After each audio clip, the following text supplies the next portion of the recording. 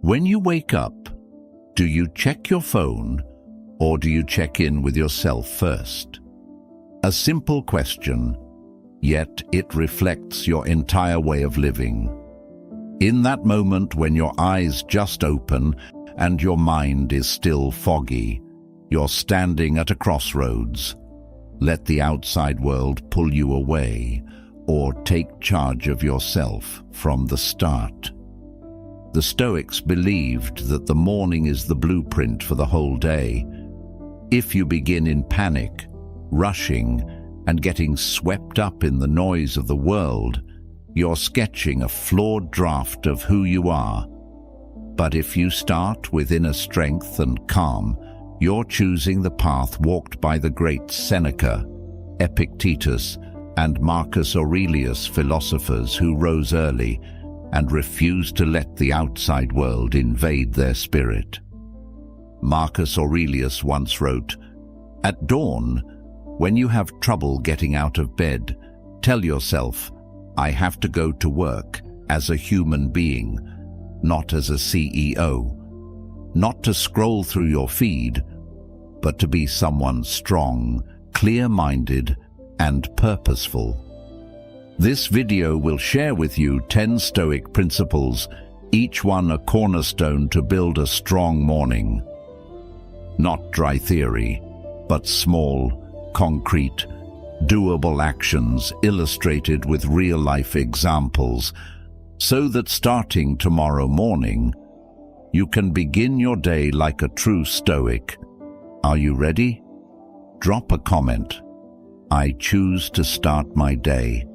And begin this journey today. Principle number 1. Wake up with the call of courage. The moment you open your eyes, before the light has spilled through the window, while the alarm is still echoing in your ears, that's the moment of choice. You can reach for your phone out of habit, slide your finger into a day full of notifications and distractions. Or you can pause, take a deep breath, and ask yourself, what's the first good thing I'll do today?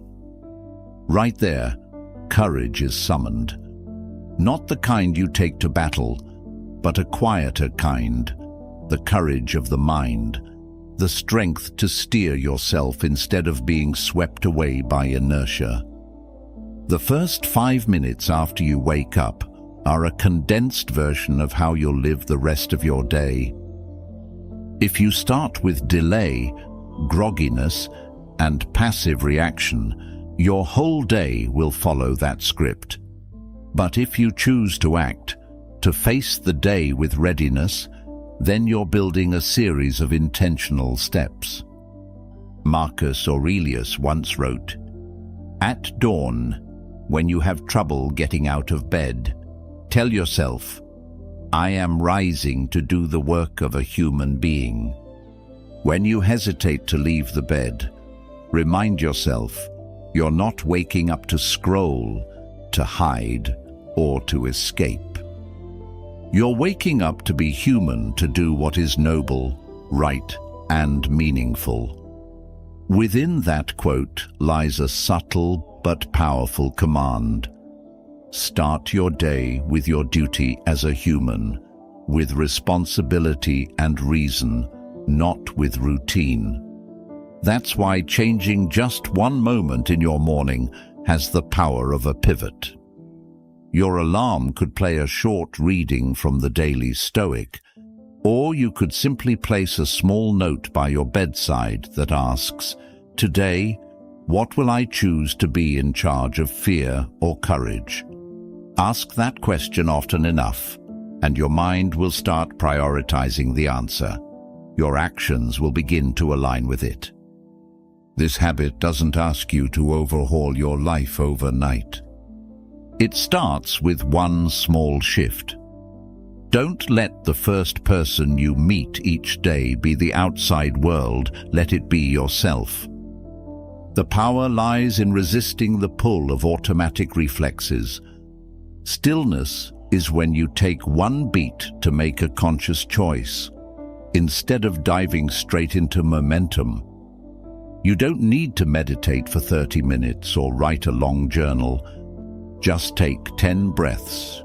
Inhale for 4 seconds, hold for 2, exhale for 6, and tell yourself, I will get out of bed by will, not by feeling.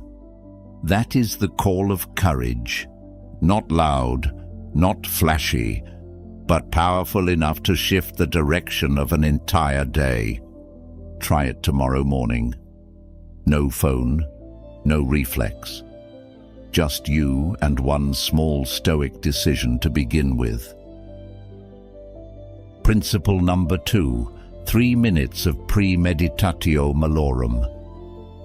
The moment you open your eyes, don't rush to check your phone. Before your feet even touch the floor, close your eyes once more, not to fall back asleep, but to imagine. A long day is waiting, and it may not be a gentle one. You might get stuck in traffic. An error-filled email might arrive from a client. A colleague might say something that gets under your skin. But instead of dreading these things, you will welcome them with one simple yet powerful act: preparation. The Stoics called it premeditatio malorum, the premeditation of evils. It's an internal ritual that takes only 3 minutes, but it's enough to build a mental shield against the inevitable bumps of the day. This isn't pessimism, it's a mental vaccine. As Epictetus said, it's not what happens to you, but how you react to it that matters. That sentence is the foundation of this practice. When you imagine difficult situations in advance, you're rehearsing your reactions. You won't be caught off guard by a sharp reply, won't lose your temper over a careless remark. Your mind has already met that moment. In your imagination, you've already seen yourself take a deep breath, respond calmly, and ask for clarification instead of snapping back. You've made a conscious choice to respond, rather than letting a reaction take over. Modern science agrees. The mind doesn't completely differentiate between real and vividly imagined experiences. When you visualize a situation in detail, your nervous system begins to train for it as though it has already happened. You are building psychological strength every morning, every day. And when real adversity shows up, you don't collapse, you're prepared. You don't need a full hour of meditation. You don't need the perfect quiet space. All it takes is 3 minutes, lying in bed, eyes closed, imagining a difficult day and yourself moving through it with calm and control. You can even whisper to yourself, if I face delays today, I'll use the pause to breathe and observe. If someone loses their temper, I won't reflect it. I'll redirect it. 3 minutes. That's all. But those 3 minutes can save you hours of stress, days of frustration, and months of emotional fatigue caused by unchecked reactions. Because the Stoic doesn't live in an ideal world. The Stoic lives in reality and prepares for the worst, not to surrender to it, but to remain composed. So when you rise, you don't just enter the day. You enter with a firm stance, like a warrior who has already anticipated the battle. And after the visualization, after the mental preparation, you do nothing. You just breathe. No alarms, no affirmations. Just your breath, steady and quiet, in and out, like waves. That is principle number 3, because sometimes the most powerful thing you can do in the morning is be silent. Principle number 3, moment of silence, 10 cycles of breathing. Marcus Aurelius was not just an emperor, he was a warrior fighting on 2 fronts. One, the clash of swords as the empire expanded. The other, the echoing battle within his own mind. Often, he turned to his breath as a quiet harbor amid the storm. In the chaos of the military camps, in the cold and tension of a campaign day, Marcus Aurelius would turn inward to the only place he could truly control. "Peace lies within our grasp," he once wrote. And the path to that peace began with something strangely simple, the breath. The moment you wake up, before the phone rings or the world floods in, try sitting upright. No need for a cushion or scented candles. Just the ground beneath you and your spine holding you up. Start with a deep inhale lasting 4 seconds, feeling the air fill your chest. Hold it for 2 seconds, not rushed, not forced. Then exhale slowly over 6 seconds, as if releasing all your worries into the air. This kind of breath isn't some new technique. It's an ancient practice of mind training, what science now calls activating the parasympathetic nervous system, the state that shifts the body from fight mode to relaxation, from tension to recovery. Repeat this cycle 10 times. You don't need to count on your fingers. A 1-minute hourglass or a simple timer app will keep the rhythm for you. During that time, the important thing isn't the seconds ticking by, it's the space that opens up.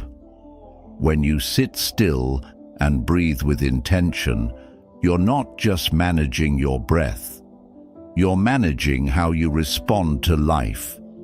That's the essence of stillness in Stoic philosophy, not apathy, but inner steadiness amid outer storms. Most of us spring out of bed already tense, minds full of to-do lists, financial worries, and social media noise. But a Stoic doesn't begin the day by rushing into battle. A Stoic begins by checking the fortress within. And the breath is the gateway. Imagine you're at the wheel, not of a car, but of your own mind. Every inhale fuels awareness. Every exhale lets go of unnecessary strain. This exercise doesn't ask you to feel better. The goal isn't emotional, it's to train presence. In 10 breaths, you're doing what Marcus Aurelius did before entering combat. You practice the pause. You remind yourself, I can choose my response. I am not a prisoner of emotion. And that's what a true Stoic morning routine looks like. You don't get swept up by the world. You enter it, calm and deliberate. For every day, a little of our life is taken from us, Seneca once said, and life always begins with a single breath. Try those 10 cycles tomorrow morning before checking your phone. You don't need more than that to start checking in with yourself. Principle number 4, filter through the 2 controls. Your mind is already starting to stretch thin. The 9 a.m. meeting, unanswered emails, a vague unease about something out of your hands. The world is leading you before you've had a chance to check in with yourself. But there's one simple, powerful habit that can restore clarity to your mind. Filter everything through 2 circles of control, a core principle of Epictetus. Take a piece of paper, grab a pen, Draw two columns. On the left, what I control. On the right, what I don't control. Don't write anything just yet. Breathe in for 4 seconds. Hold for 2. Exhale for 6. Then begin.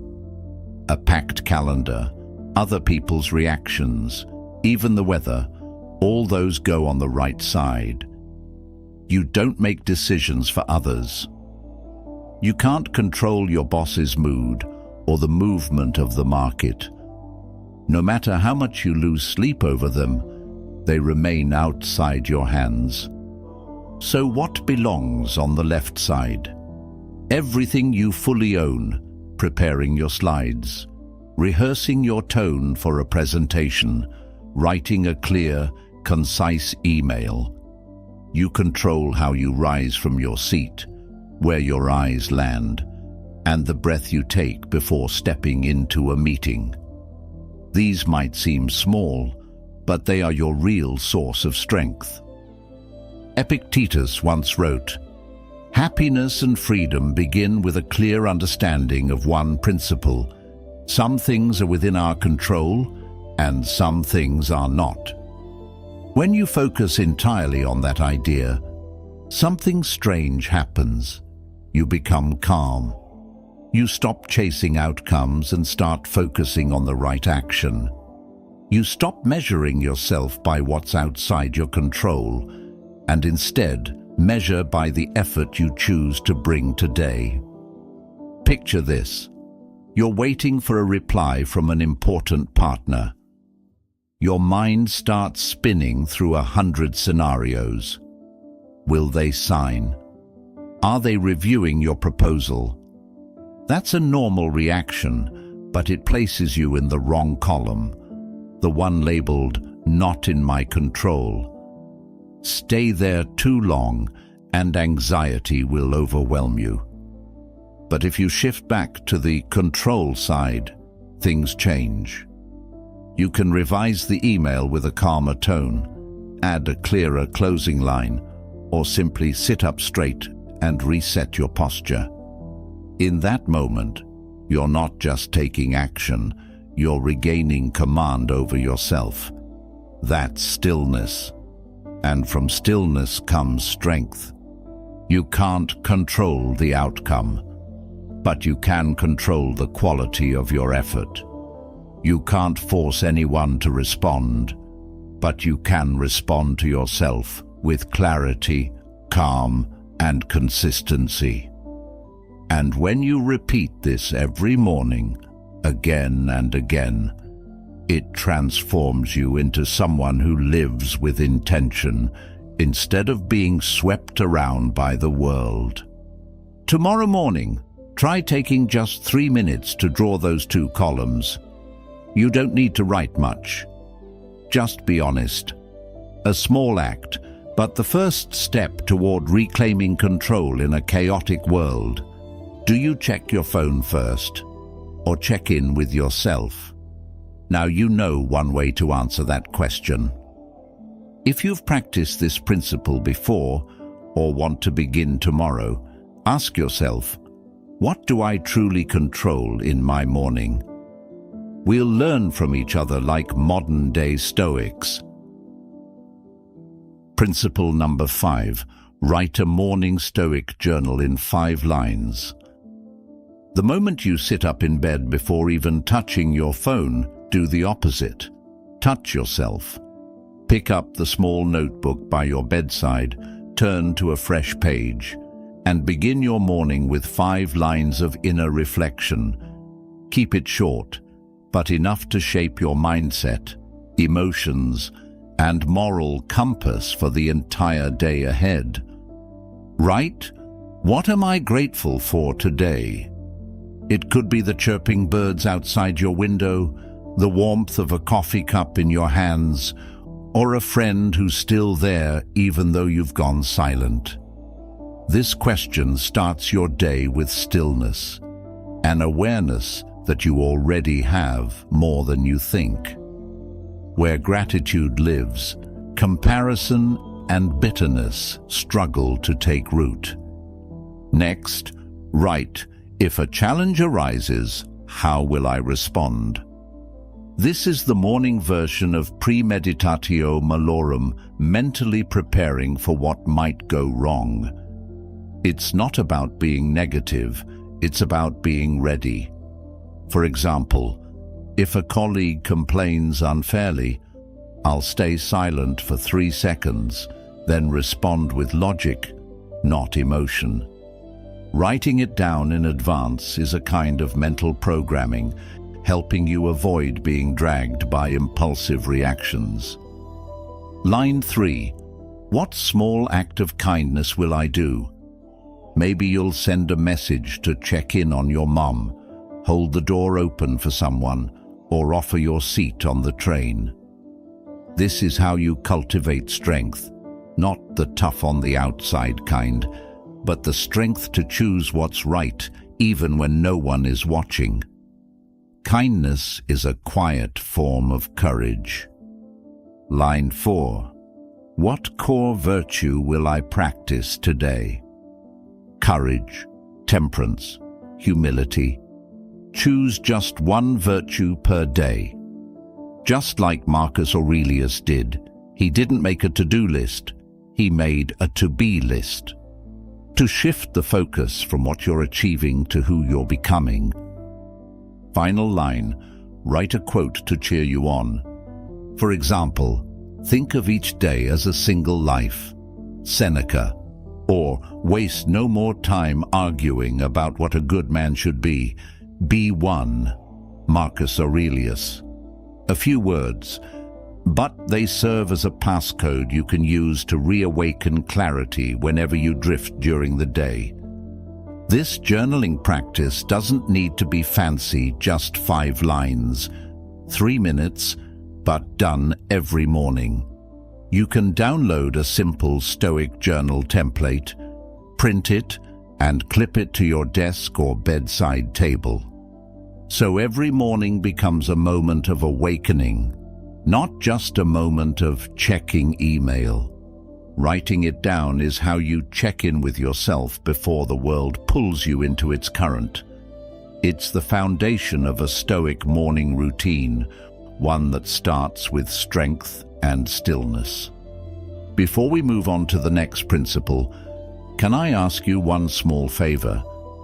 If any part of this resonated with you, if you felt even a flicker of stillness or a spark of motivation, hit the like button. And if you haven't subscribed yet, now's a great time to do it.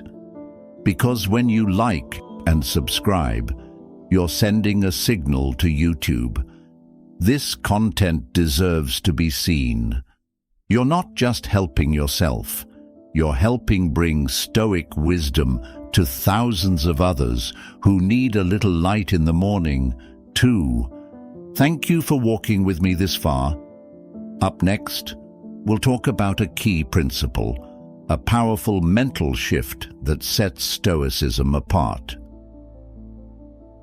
Principle number 6. Set a goal of virtue instead of results. What goal are you setting for today? A number? A result? A specific win to prove you're worthy? Or are you aiming for something deeper, something no one can take away from you, whether you succeed or fail? A Stoic does not reject success. Marcus Aurelius was the most powerful emperor in the world. Seneca was one of the wealthiest men in Rome. Epictetus, though born a slave, became a teacher who deeply influenced the intellectual elite of his time. But what they shared wasn't their positions, it was how they lived each day.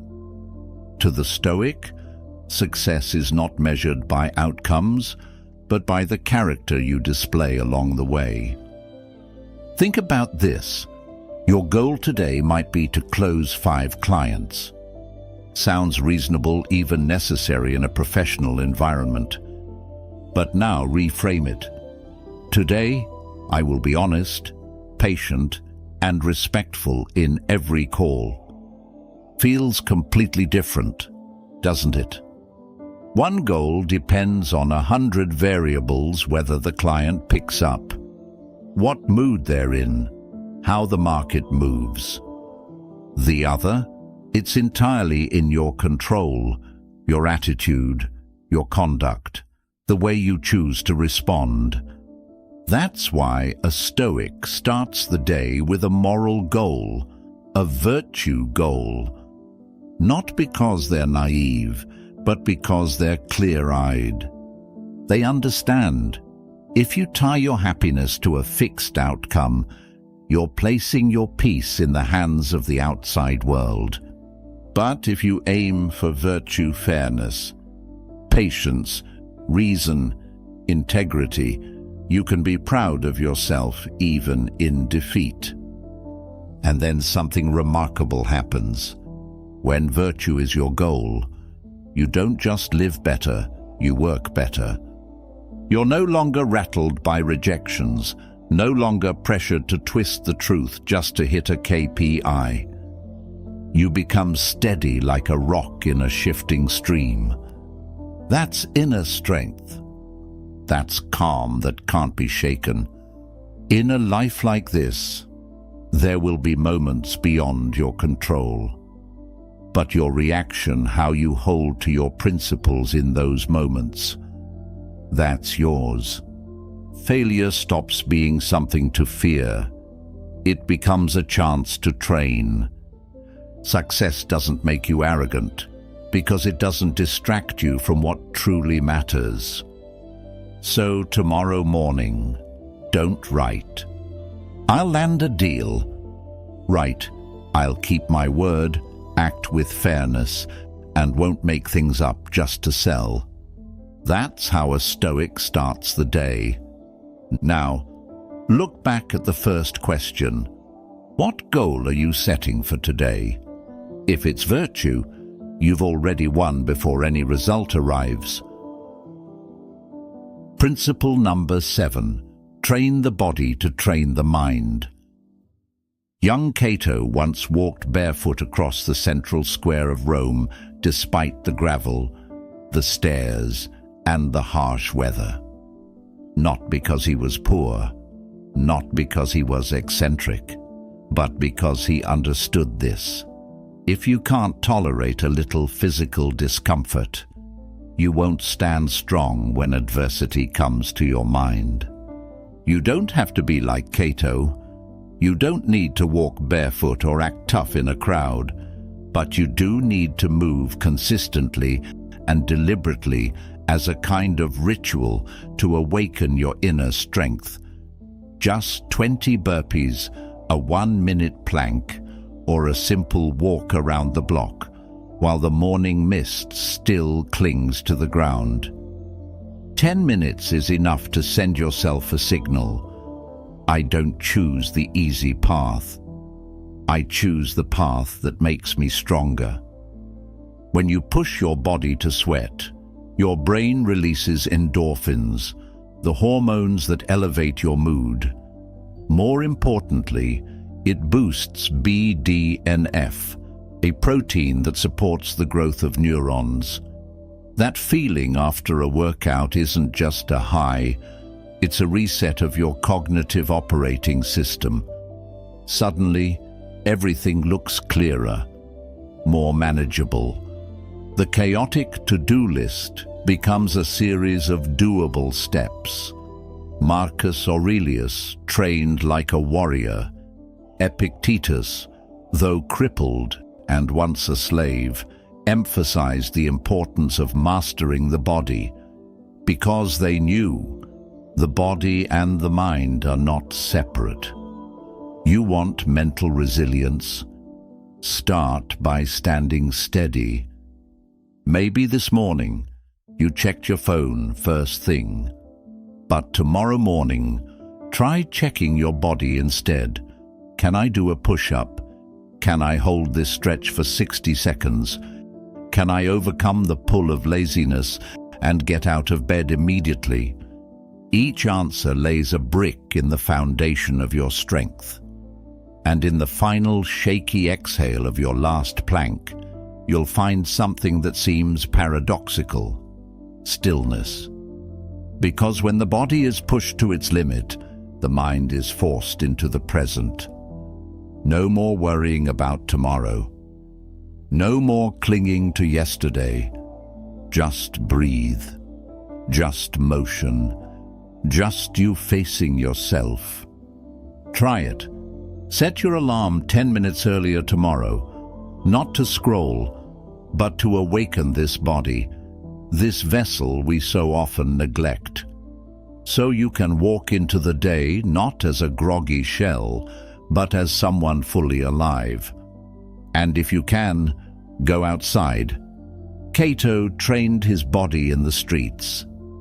You step out into the yard. Let the first light of day touch your skin. That light doesn't just wake the body. It wakes something deeper in your mind, the part that connects to life, to nature, and to a sense that the day ahead is yours to conquer. Because next, we'll talk about this: why the Stoics always began their day with nature, and why morning light is the quiet teacher of peace. Principle number 8: touch nature and light. Messages, meetings, notifications pounding like a relentless knock from the outside world. But before you rush into that storm, try opening a window, or better yet, step out onto your balcony. Say nothing, just stand there. Let your feet touch the cool ground. Let the breeze slip through your hair. Let your first breath of the day arrive unfiltered by any device. In those brief 2 minutes, you're not doing anything. You are simply present. You're allowing your body to feel natural light, something both science and philosophy hold in high regard. When the first sunlight hits your retina, your brain begins recalibrating its internal clock. Melatonin, the hormone that makes you sleepy, starts to fade, giving way to serotonin, the neurotransmitter that boosts alertness, lifts your mood, and regulates your energy for the day. You don't need a second cup of coffee. You need the morning light. Marcus Aurelius often wrote his meditations at dawn. He didn't write to post it, not to impress. He wrote to see himself clearly while the world was still quiet. And in that stillness, he noticed, nature doesn't rush, doesn't boast, but it always moves forward. The sun rises without needing an audience. The trees grow without hurrying, and we, if we just pause, can find ourselves in that same simplicity. By connecting with nature and light, you're reminding yourself that you're part of something larger. You are not the center of everything, and that's a relief. When you stand in early sunlight, you don't have to control it all. You simply align yourself with the rhythm of the universe, something the Stoics deeply understood. This doesn't require waking up at 4 a.m. or living in the mountains. You only need 2 minutes. It could be on the 12th floor balcony. It could be a rooftop filled with city noise. What matters is that you choose to touch nature, even if it's just a small patch of sky and a breath of morning air. That's how you reconnect with yourself before the world pulls you away from it. In today's world, where every morning starts with alarms and instant pressure, stepping outside, taking a deep breath, and letting sunlight touch your eyes, that's not a small act. That's a conscious choice. That's you choosing stillness over chaos. You choosing strength, not from muscle, but from mastering your mind. So next time you wake up, Don't reach for a glowing screen. Reach for real light. Touch the air the universe offers free, yet full of meaning. And try doing it tomorrow morning, just 2 minutes. But you'll enter the day with calm and strength, like a true Stoic. Principle number 9. A small almsgiving at the beginning of the day. Seneca once wrote, "It is not the man who has too little, but the man who craves more, that is poor." That saying holds true not just for material things, but even more so for the spirit. When you give, even if it's just a bit of attention or kindness, you lose nothing. On the contrary, you activate a natural biological mechanism, a social nervous system that makes you feel warmer, more connected, and more grounded in a world that's becoming increasingly cold and individualistic. This is a quiet kind of strength, not about straining to prove something, but about choosing softness to create connection. In the Stoic spirit, it's like oiling a machine. A kind word in the morning makes everything that follows run more smoothly. When you step into your workday having already given something good, you're better equipped to face adversity with a clear mind and a calm heart. Stillness doesn't mean retreating from the world. Sometimes it shows up in a caring glance, a small act that says you're still here, still listening, still ready to give. When you do something good without needing to be seen, without needing recognition, that's when you're training your mind, strengthening your inner core. Many people think, morning is the time to focus on myself first. That's not wrong. But Stoicism teaches us that a strong self doesn't have to close itself off. On the contrary, the truly strong can open their hearts without fear of being hurt. They know that kindness doesn't make them weaker. It grounds them more firmly in their own values. And here's something else.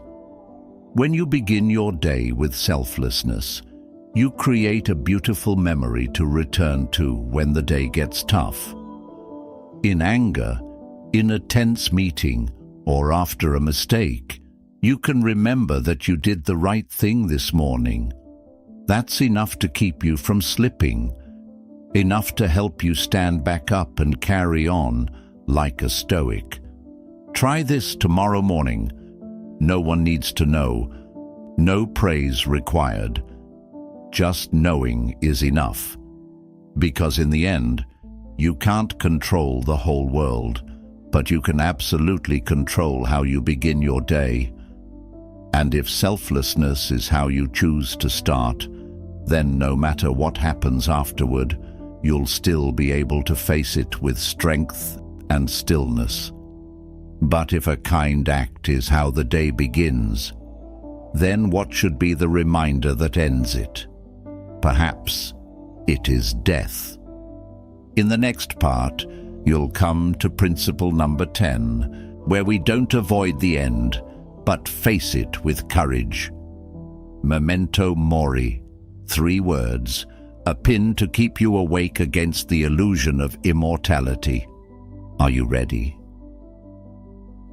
Principle number 10, remind yourself memento mori. There's a truth no one wants to talk about, but the Stoics hold it close to their hearts.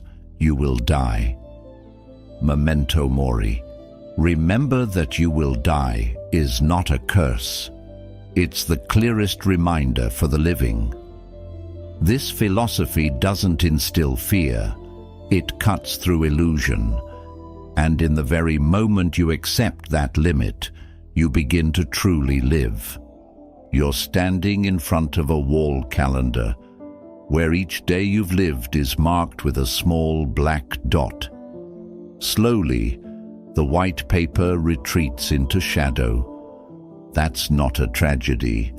That's reality. Each dot doesn't signal the end. It highlights opportunity. Today, that dot hasn't appeared yet. You still have time to choose, to correct, to live rightly. Modern people wake up late, check their phones, scroll through messages, and dive into social media. But the Stoic wakes with an inward gaze. How many more times will I get to do this? If you carry that mindset into each morning, the trivial starts to fall away. You stop arguing to win. You stop putting off what matters. You stop letting the crowd's fears dictate your steps.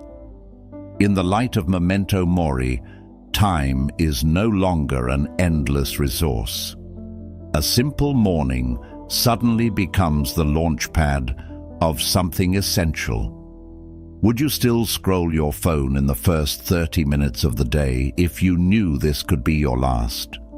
Would you still let yourself be dragged around by things outside your control when the only thing certain is this breath, this heartbeat? And right in the moment you breathe in for 4 seconds, hold for 2, out for 6, you realize you're still alive. Not sleepwalking through life, but fully awake. Still, intentional. You're building a morning like a Stoic, beginning with stillness so you won't be swept away, holding on to strength to face a brief but choice-filled life. Memento mori isn't a farewell, it's an alarm clock. Every morning, when light pours into your room, it reminds you life is passing. You're still here. So, how will you live? Start tomorrow morning. When the alarm rings, don't reach for your phone. Sit up. Let your feet touch the floor. Look out the window. Remind yourself of this, memento mori. Then ask, if today were the last, how would I live it right? Now you've got a new habit, one that checks in with yourself before the world floods in. Now you have in your hands 10 ways to start your day with a Stoic mindset. Nothing lofty, nothing theoretical, just small actions to help you stay strong and preserve your calm in the midst of chaos. Every morning is a chance to begin again, a training ground for the mind, a warm-up for your character. And before the world pulls you in with alarms, news, and social media, you have the power to check in with yourself first. The soul becomes dyed with the color of its thoughts. Marcus Aurelius. You don't have to do them all. Just pick one and start tomorrow morning. Feel the difference in the first 3 minutes of your day. And if you found this video helpful, leave a comment and share which step you tried. Don't forget to subscribe to get the Stoic Evening Reflections series, where we look back on a day lived with intention.